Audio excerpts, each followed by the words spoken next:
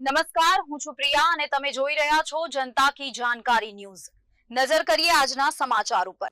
પાલનપુરમાં ગરમીનો પારો વધતા સિવિલ હોસ્પિટલમાં દર્દીઓનો ઘસારો વધ્યો। છેલ્લા 4 દિવસથી પાલનપુર સહિત જિલ્લામાં વરસી રહ્યા છે અગનગોળા। ગરમીના કારણે બાળકો, વૃદ્ધો અને સગર્ભા મહિલાઓને વધુ અસર। ગરમીના કારણે ઝાડા ઉલટીના કેસોમાં વધારો। પાલનપુર જનરલ હોસ્પિટલમાં દર્દીઓનું પ્રમાણ વધ્યું। ડિહાઇડ્રેશનના કારણે ઝાડા, ઉલટી, ચક્કર આવવા, બેચેની લાગવી અને શરીરમાં નબળાઈ જેવી તકલીફો ધરાવતા દર્દીઓમાં વધારો। પાલનપુર સિવિલ હોસ્પિટલમાં રૂટીન દિવસોની સરખામણીએ હાલ ગરમીનું પ્રમાણ વધતા દર્દીઓમાં નોંધાપાત્ર વધારો।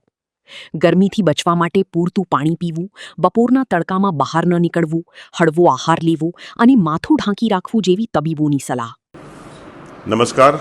જનરલ હોસ્પિટલ પાલનપુર ખાતે ગરમીના લીધે અમુક લોકો દર્દીઓ આવે છે જે લોકોને ચક્કર આવે છે, ઉલટી થાય, ઝાડા થઈ જાય અથવા તો બેચેની લાગે એવી પરિસ્થિતિઓમાં દર્દી આવતા હોય છે।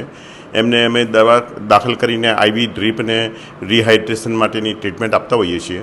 પરંતુ ખાસ કરીને અત્યારે જ્યારે 45 ડિગ્રી ટેમ્પરેચર જો હોય આજુબાજુ તો ખરેખર શરીર ઉપર એની અસર બહુ ભારે થતી હોય છે। પરસેવો પણ સુકાતો નથી હોતો અને ઘણીવાર ચક્કર આવીને માણસ પડી જતા હોય છે અને બેભાન પણ થઈ જતા હોય છે અને ક્યારેક મોત પણ થઈ જાય છે।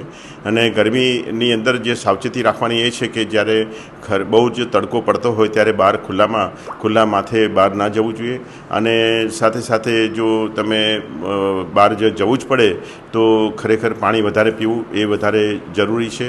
ડિહાઇડ્રેશન જો થતું હોય તો હાઇડ્રેશન કરવા માટે પાણી વધારે પીવું, લીંબુનું શરબત છે કે કોઈ પણ જાતના પ્રવાહી પીવા સલાહભર્યું છે।